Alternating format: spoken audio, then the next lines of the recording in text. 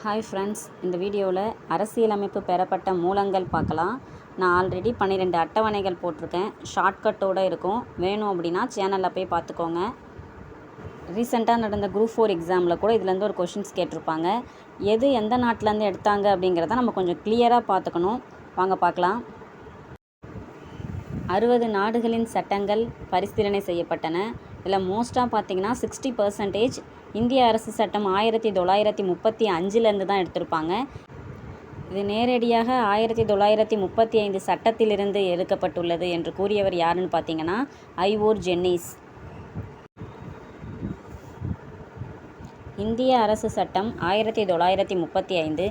இதிலிருந்து நம்ம என்னென்ன எடுத்திருக்கோம் அப்படிங்கிறத பார்க்கலாம். ஆளுநர் அலுவலகம், ஆளுநர் உரை, நிர்வாக விவகாரங்கள், நீதித்துறை,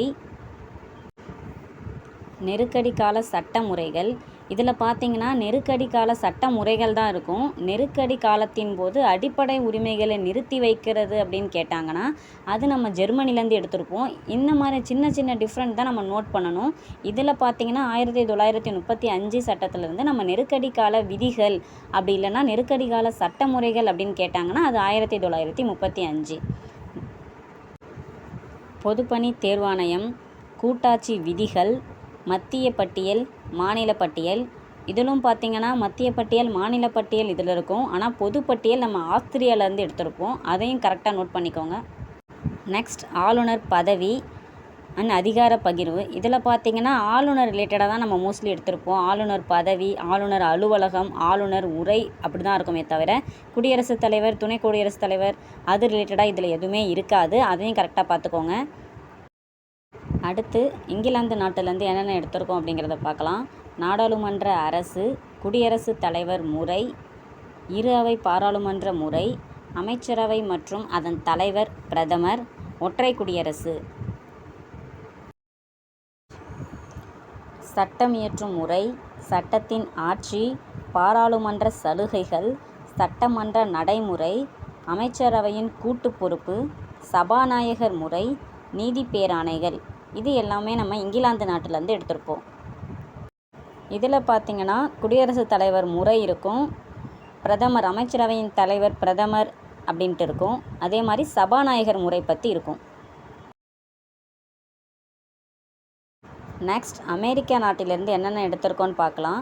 அமெரிக்காவிலேருந்து முக்கியமானது நிறையா எடுத்திருப்போம். முகவுரை, அடிப்படை உரிமைகள், நீதி புனராய்வு, நீதித்துறை சுதந்திரம், தலைமை நீதிமன்ற முறை, துணை குடியரசுத் தலைவர் முறை, துணை குடியரசுத் தலைவர் பதவி நீக்கம்.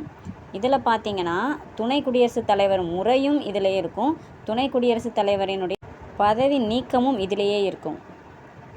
இதில் இன்னொன்று நோட் பண்ணணும் என்னென்னு பார்த்தீங்கன்னா அமெரிக்காவிலேருந்து நம்ம நீதி புனராய்வு எடுத்திருப்போம். ஆனால் இங்கிலாந்து நாட்டிலேருந்து நீதி பேராணைகள் எடுத்திருப்போம். இந்த மாதிரி சின்ன சின்ன வேர்ட்ஸ் டிஃப்ரெண்ட் இருக்கும். அதை கரெக்டாக பார்த்துக்கணும். அமெரிக்காவிலேருந்து நீதி புனராய்வு எடுத்திருப்போம். அடுத்து உச்சநீதிமன்ற மற்றும் உயர்நீதிமன்ற நீதிபதிகளின் பதவி நீக்கம், எழுதப்பட்ட அரசியலமைப்பு சட்டம், குடியரசுத் தலைவரின் பதவி நீக்க முறை. மோஸ்ட்லி நம்ம அமெரிக்காவிலேருந்து பார்த்தோம்னா உயர்ந்த அதிகாரிகளினுடைய பதவி நீக்க முறை பற்றி பார்த்துருப்போம். ஆனால் துணை குடியரசுத் தலைவரினுடைய பதவியை பற்றியும் பார்த்துருப்போம், பதவி நீக்கத்தை பற்றியும் பார்த்துருப்போம். இதை மட்டும் தெளிவாக பார்த்துக்கோங்க. அடுத்து அயர்லாந்து நாட்டிலேருந்து என்னென்ன எடுத்தோம் அப்படின்னு பார்க்கலாம். அரசுக்கு வழிகாட்டும் நெறிமுறை கோட்பாடுகள். இந்த கொஷின் தான் இப்போ நடந்த குரூப் 4ல் கேட்டிருந்தாங்க. நெக்ஸ்ட் குடியரசுத் தலைவரின் தேர்தல் முறை. அதில் பாருங்கள், குடியரசுத் தலைவரினுடைய முறை ஒரு நாட்டிலேருந்து பார்த்தோம், குடியரசுத் தலைவரினுடைய பதவி நீக்கம் ஒரு நாட்டிலேருந்து பார்த்தோம். இந்த அயர்லாந்துலேருந்து பார்த்திங்கன்னா குடியரசுத் தலைவரினுடைய தேர்தல் முறையை பற்றி பார்த்துருப்போம். அடுத்து மாநிலங்களவை நியமன உறுப்பினர்கள் 12 பேர். குடியரசுத் தலைவர் மாநிலங்களவைக்கு 12 பேரை நியமனம் பண்ணுவாங்க. அந்த நியமன உறுப்பினர்களை பற்றி மட்டும் நம்ம அயர்லாந்துலேருந்து பார்த்துருப்போம். அடுத்து ஆஸ்திரேலியா நாட்டிலேருந்து என்னென்ன எடுத்திருப்போம்னு பார்க்கலாம். பொதுப்பட்டியல், வர்த்தக மற்றும் வணிக சுதந்திரம், பாராளுமன்ற கூட்டம். இதை நம்ம எப்படி ஈஸியாக ஞாபகம் வச்சுக்கலாம் அப்படின்னு பார்த்தீங்கன்னா ஆஸ்திரேலியாவில் பொதுவாக வர்த்தகம் பண்ணுற இடம் எப்போவுமே கூட்டமாக இருக்கும் அப்படின்ட்டு ஞாபகம் வச்சுக்கிட்டோம் அப்படின்னா பொதுப்பட்டியல், வர்த்தகம் மற்றும் வணிகம், கூட்டம் அப்படிங்கிறது நமக்கு ஈஸியாக ஞாபகம் வந்துடும். அடுத்து வெய்மர் குடியரசு அல்லது ஜெர்மனி. இந்த நாட்டிலேருந்து நம்ம என்ன எடுத்திருப்போம்னு பார்த்தீங்கன்னா, நெருக்கடி நிலை பிரகடனத்தின் போது அடிப்படை உரிமைகளை நிறுத்தி வைத்தல். இதுதான் நான் முன்னாடியே சொன்னேன். அடிப்படை உரிமைகள் நிறுத்தி வைத்தல் அப்படின்னா மட்டும்தான் அது ஜெர்மனி. நெருக்கடி நிலையினுடைய விதிகள் அப்படின்னு கேட்டாங்கன்னா, அது இந்திய அரசு சட்டம் 1935 எடுத்திருப்போம். இந்த அடிப்படை உரிமைகள்ங்கிற வேர்டை மட்டும் நல்லா பார்த்து வச்சுக்கோங்க. இது வந்து ஜெர்மனிலேருந்து எடுத்திருப்போம். அடுத்து ரஷ்யா நாட்டிலேருந்து என்னென்ன எடுத்திருப்போம் அப்படிங்கிறத பார்க்கலாம்.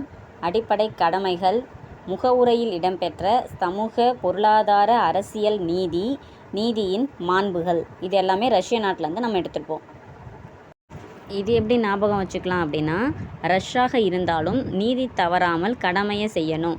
ரஷ்யாக இருந்தாலும் அப்படின்னா ரஷ்யா, நீதி தவறாமல் அப்படின்னா சமூக நீதி, பொருளாதார நீதி, அரசியல் நீதி வரும். அப்புறம் கடமையை செய்யணும் அப்படின்னா அடிப்படை கடமைகள்.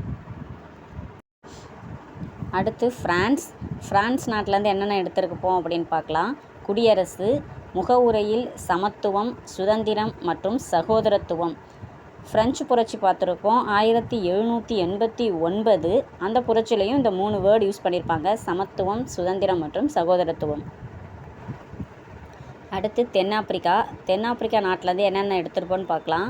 அரசியலமைப்பு சட்ட திருத்தம், ராஜ்யசபா உறுப்பினர்களுக்கான தேர்தல் முறை. இது எப்படி ஈஸியாக ஞாபகம் வச்சுக்கலான்னு பார்க்கலாம். தென்னாப்பிரிக்காவில் ராஜாக்கள் எல்லாம் திருந்திட்டாங்க அப்படின்ட்டு ஞாபகம் வச்சுக்கலாம்.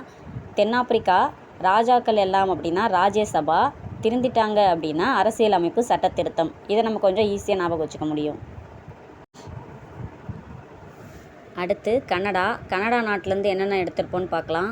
கூட்டாட்சி அரசாங்கம், எஞ்சிய அதிகாரங்களின் பகிர்வு, வலுவான மத்திய அரசு கட்டமைப்பு, மத்திய அரசு மாநில ஆளுநரை நியமித்தல், உச்சநீதிமன்றத்தின் நீதி ஆலோசனை வழங்கும் அதிகாரம். நம்ம ஆளுநரினுடைய உரை, ஆளுநர் அலுவலகம், ஆளுநர் பதவி பற்றி இந்திய அரசு சட்டம் 1935 பார்த்துருப்போம். இது மத்திய அரசாங்கத்திலேருந்து மாநில ஆளுநரை நியமிப்பாங்க அப்படிங்கிறது மட்டும் நம்ம இந்த நாட்டிலேருந்து எடுத்திருப்போம். அடுத்து ஜப்பான் நாட்டிலேருந்து என்ன எடுத்திருப்போம்னு பார்க்கலாம். சட்டத்தினால் நிறுவப்பட்ட செயல்முறை. அடுத்து சுவிட்சர்லாந்து நாட்டிலேருந்து என்ன எடுத்திருப்போம் அப்படின்னு பார்த்தோன்னா, கூட்டாட்சியின் வரம்புக்கு உட்பட்ட அதிகாரங்கள்.